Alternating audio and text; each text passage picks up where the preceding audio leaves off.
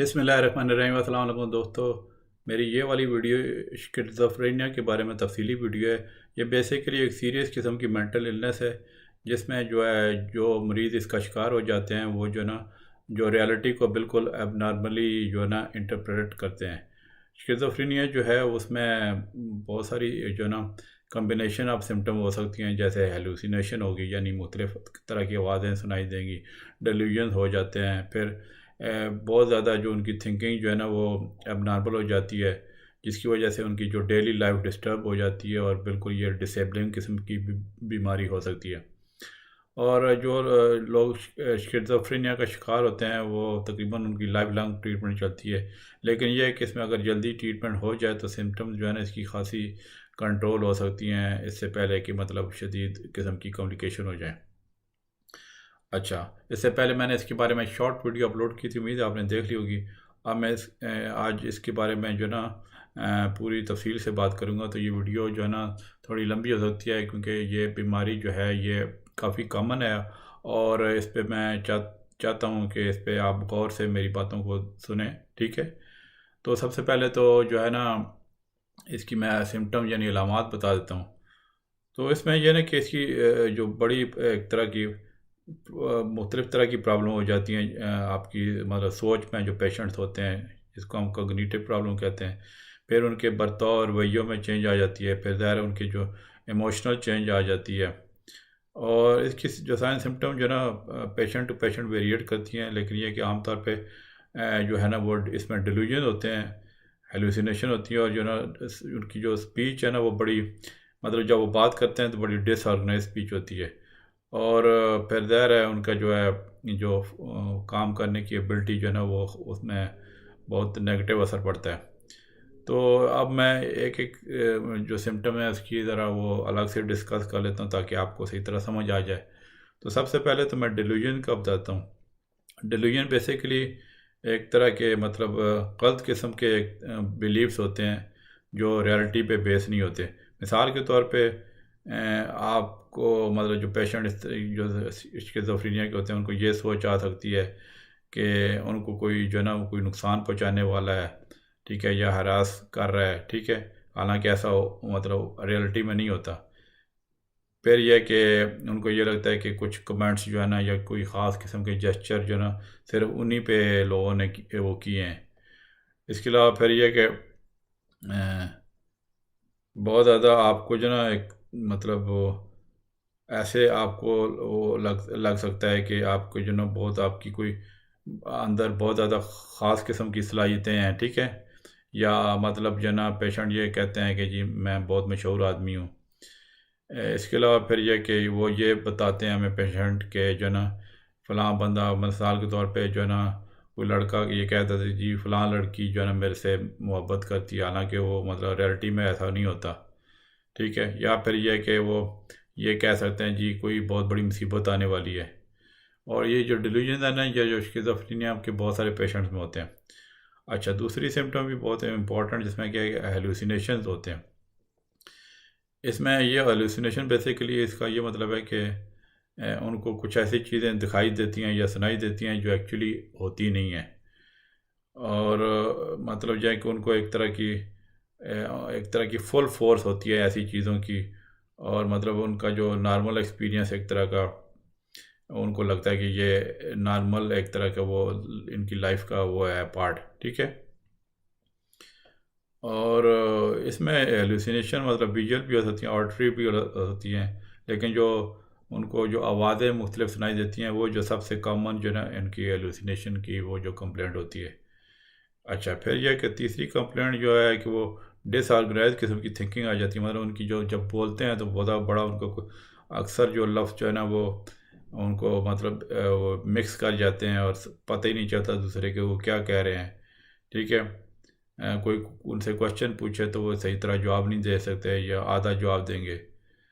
तो मतलब फिर यह कि उनके जो बोलते हैं तो बिल्कुल बेमैनी किस्म के वो अल्फाज बोल सकते हैं, जिसका मतलब समझ ना आए। इसको वर्ड सैलड भी कहते हैं जो है हमारी उसमें। अच्छा, फिर यह कि जो उनको एक और सिम्टम होते हैं उनका जो बड़ा खुद वो एक तरह के डिसऑर्गेनाइज हुए होते हैं और उनका जो मोटर बिहेवियर है वो बिल्कुल अबनॉर्मल हो सकता है। मतलब ये है कि जैसे बच्चों की तरह हरकतें करेंगे या फिर बड़ी उनकी एजिटेशन जो है ना, मतलब एग्रेसिव फीलिंग हो सकती है, अनप्रडिक्टेबल सी। अ, तो फिर यह है कि इसके अलावा मतलब जो उनका बर्ताव है वो किसी ख़ास एक गोल पे फिक्स नहीं होता। और मतलब ये है कि उनको कोई इंस्ट्रक्शन दी जाए तो उसको फॉलो नहीं करते, तो और बिल्कुल उनका जो पोस्चर भी बड़ा अजीब सा हो सकता है। और कोई ये भी हो सकता है कि उनको किसी चीज़ का कोई रिस्पॉन्ड ही ना करें, ठीक है। इसके अलावा फिर नेगेटिव सिम्टम हो सकती हैं। मतलब ये है कि उनको जो प्रॉपर जो फंक्शन करने में जो उनकी जो एबिलिटी होती है वो बहुत कम हो जाती है या बिल्कुल ख़त्म हो जाती है। मिसाल के तौर पे वो जो बंदा होता है वो अपनी जो पर्सनल हाइजीन है वो बिल्कुल इग्नोर कर सकता है। नहीं, या फिर ज़ाहिर है वो इमोशंस उनके जो है ना वो ख़त्म हो जाते हैं। मतलब जो है ना कि जब उनसे बात करें तो आपसे वो ऐसे फेस टू फेस सही तरह हम आंखों में आंखें डाल के बात नहीं करेंगे। या फिर यह कि वो जब आप बात करेंगे तो अपने वो फेशियल एक्सप्रेशन जो है ना वो चेंज नहीं करेंगे, ठीक है। और फिर ये जो लोग हैं ना वो डेली एक्टिविटीज़ में उनका इंटरेस्ट ख़त्म हो जाता है और वो सोशली मतलब वो आइसोलेट हो जाते हैं और उनको कोई ऐसे ज़िंदगी में ऐसे उनकी वो खुशी नहीं रहती। और जो इसकी जो सिम्टम मैंने बताई हैं वो बड़ी वेरिएट करती रहती हैं, मतलब पेशेंट टू पेशेंट, और उसकी शिद्दत में भी ऊपर नीचे वो इजाफा हो सकता है। यानी कि कभी उनकी जो सिम्टम है बहुत ज़्यादा शदीद हो जाएंगी, कभी थोड़ी कम हो जाएंगी, और कुछ सिम्टम ऐसे भी होती हैं जो मतलब हमेशा उनकी रहती हैं। इसमें यह होता है कि फिर जो है ना जो मर्दों में जो ये स्किज़ोफ्रेनिया है आमतौर पे ये अर्ली ट्वेंटीज़ में स्टार्ट होता है। मतलब मिसाल के तौर पे 20-21 साल की उम्र में, या फिर मिड ट्वेंटीज़ हो गया, 23-24 साल, ठीक 25 साल, ठीक है। और जो आमतौर पे जो ख़वातीन में वो जो ना लेट ट्वेंटीज़ में सिम्टम स्टार्ट करती है, मतलब 27-28 मतलब इस तरह की। और फिर यह कि बच्चों में आमतौर पे ये बड़ा अनकॉमन होता है। और फिर यह कि जो लोग 45+ एज के होते हैं उनमें तो ये बहुत ही रेयर है ऐसी एज एज स्किज़ोफ्रेनिया। मतलब ये समझ लें कि एक तरह बिल्कुल यंग जो है ना एक जो है ना 20s में जो लोग होते हैं उनकी बीमारी है। फिर थोड़ी सी टीन एजर में सिम्टम मैं आप बता दूँ, टीन एजर में इसकी सिम्टम बड़ों की तरह ही होती हैं, लेकिन उनको रिकग्नाइज करना काफ़ी मुश्किल हो जाता है, क्योंकि जो है ना जो मतलब टीन एज के जो टिपिकल जो डेवलपमेंट के डेज होते हैं ना उसके जो अपनी एक तरह की उनकी जो कुछ मतलब सिम्टम होती हैं, तो जो लगता है कि वो एक नॉर्मल सी उनका बिहेवियर है। मतलब जैसे वो फैमिली फ्रेंड से विड्रॉ हो सकते हैं, उनकी जो स्कूल की परफॉर्मेंस हर्ट हो सकती है, फिर यानी कि उनको नींद में मुश्किल हो सकती है, इरिटेबल हो सकते हैं, मूड डिप्रेस हो सकता है, मोटिवेशन उनके अंदर नहीं होती। फिर यह कि जो रिक्रिएशनल सब्सटेंस यूज़ है जैसे मैरिजुआना है, ठीक है, मेटाम्फेटामिन और LSD का जो है ना वो जो है ना इस तरह की सिम्टम काज कर सकते हैं। और जो टीनेजर में आमतौर पर डिल्यूजन जो है ना कम ही होते हैं। लेकिन यह कि उनके अंदर जो ख़ास तौर पे विजुअल एलुसिनेशन, मतलब उनको ऐसी चीज़ें नज़र आ सकती हैं जो रियलिटी में नहीं होती, ये ज़्यादा कॉमन हो सकती हैं। तो इस तरह के सिम्टम अगर हों तो ज़रूर आपको डॉक्टर से वो कंसल्ट करना चाहिए। काफ़ी पेशेंट उनकी चूँकि वो समझते नहीं हैं कि वो मतलब जैसे मशहूर डायलॉग है ना ड्रामों में आता है कि जी पागल, अक्सर वो अपने आप को पागल नहीं कहते, तो उनको समझ ही नहीं आती। तो वो जो हो सकती हैं, तो फिर ज़ाहिर है ऐसी सूरत में अगर लेट से कोई आपका मतलब है कोवर्कर या आपका जो कोई दोस्त या फैमिली मेम्बर कोई इस तरह की सिम्टम का जो मैंने बताई है शिकार है, तो ज़रूर आप अपने करीबी डॉक्टर से आप ज़रूर हेल्प लें। ख़ास तौर पे इन लोगों में ख़ास तौर पे कभी कभी ख़तरनाक भी हो जाते हैं, मतलब सुसाइडल टेंडेंसी हो जाती है, तो उस वक्त उस ऐसी सूरत में तो फ़ौरन एक तरह की एमरजेंसी में रब्ता करें। अब मैं इसकी कॉज बता दूँ कि किस वजह से होता है। एग्जैक्टली तो उसकी वो नहीं पता चली कॉज, लेकिन यह है कि कुछ कुछ जेनेटिक फैक्टर का कम्बिनेशन हो सकता है, या फिर ब्रेन केमिस्ट्री में कुछ जो न्यूरो ट्रांसमीटर्स अबनॉर्मल हो जाते हैं, या फिर ज़ाहिर है फिर एनवायरमेंटल फैक्टर भी हो सकते हैं, ठीक है। ख़ास तौर पे जो नेचुरली अकरिंग जो ब्रेन केमिकल हैं जैसे जो डोपामीन और ग्लूटामेट जो है ना उनकी जो ना उनकी जो वो एक तरह का जो कहते हैं ना वो एक डायलॉग है केमिकल लोचा, वो केमिकल लोचा हो जाता है। अच्छा, फिर यह है कि जो क्योंकि जब इसमें न्यूरो इमेजिंग जो स्टडीज़ होती है उसमें ये कि उसमें उनकी ब्रेन स्ट्रक्चर जो है ना और में कुछ फ़र्क आ सकता है। और बेसिकली मतलब जो है ना रिसर्च यही साबित करती है कि ये स्किज़ोफ्रेनिया जो है ना एक तरह की ब्रेन की डिजीज़ है। अब मैं थोड़े रिस्क फैक्टर बताता हूँ। प्रीसाइज का तो मैंने जैसे बताया वो उसकी सही तरह नहीं पता चली, लेकिन ये कि कुछ ऐसे ट्रिगरिंग फैक्टर्स हैं। मिसाल के तौर पे अगर फैमिली हिस्ट्री है स्किज़ोफ्रेनिया की, या फिर जो है ना अगर प्रेगनेंसी के दौरान कोई या कोई प्रेगनेंसी या बर्थ कॉम्प्लिकेशन हो जाए, मिसाल के तौर पे जो है जो बच्चे का जो टॉक्सिन या वायरसेस से एक्सपोजर हो जाए तो उसका ब्रेन डेवलपमेंट में प्रॉब्लम हो सकती है। इसके अलावा फिर कुछ जो ख़ास तौर पे जो टीनेजर जो है ना वो कोई माइंड अल्टरिंग जो मतलब जो साइको एक्टिव ड्रग्स होती हैं या साइकोट्रॉपिक ड्रग्स होती हैं वो जो है ना अगर वो लेते हैं तो वो एक तरह का ये चीज़ें एक तरह का रिस्क फैक्टर है मतलब इस बीमारी में। कॉम्प्लिकेशन अब मैं बताता हूँ कॉम्प्लिकेशन में कि जो स्किज़ोफ्रेनिया है कि वो बड़ी सीवियर प्रॉब्लम हो सकती है इसमें अगर इसको ठीक ना किया जाए तो।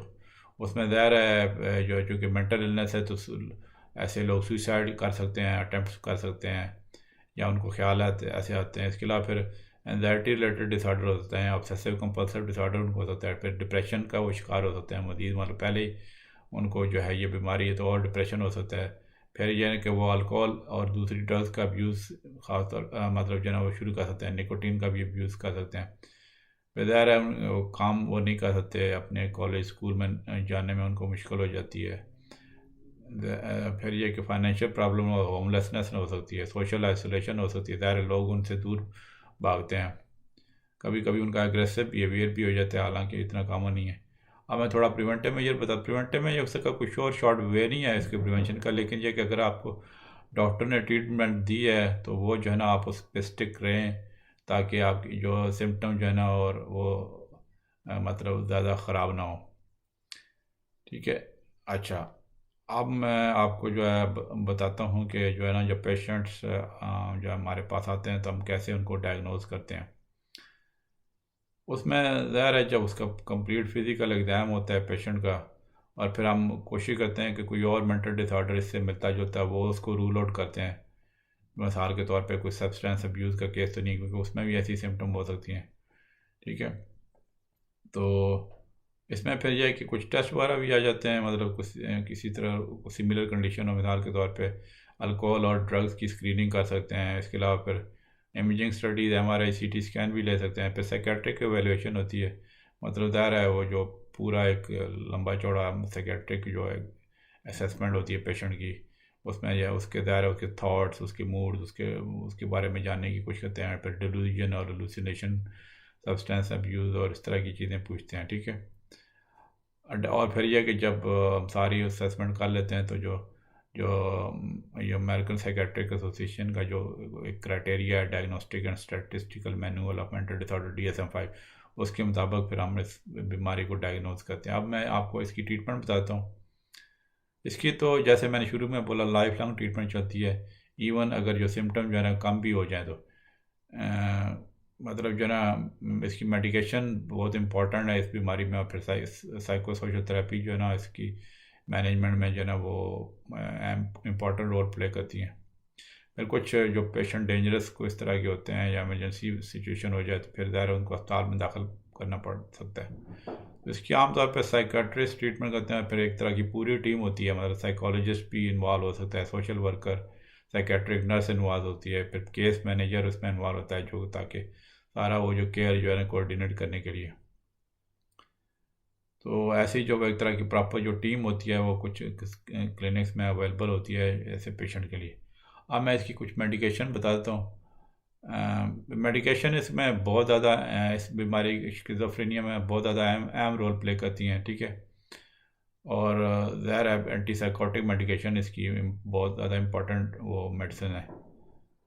मतलब ये ना कि जो जो ब्रेन में जो न्यूरो ट्रांसमीटर जो डोपामीन की जो प्रॉब्लम होती है ना उस पर वो जो मेडिसिन उसको वो कंट्रोल करती हैं।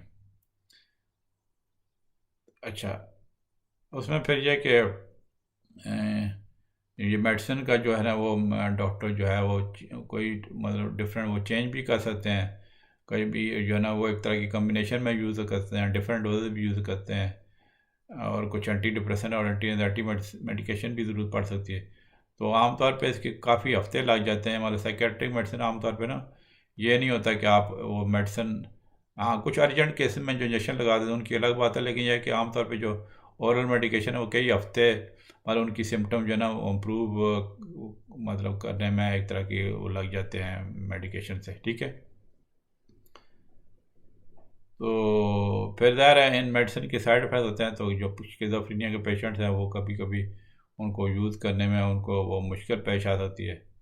तो उसमें ज़ाहिर है कोऑपरेशन बहुत ज़रूरी है, ख़ास तौर पे कुछ ऐसे पेशेंट के लिए जिनकी सिम्टम बहुत सीवियर हों, तो उनको तो फिर उनके रिश्तेदार लेके आते हैं, उनको फिर भी जो है ना जो वो पेशेंट जो खाते नहीं हैं तो उनको फिर इंजेक्शन लगाने पड़ सकते हैं।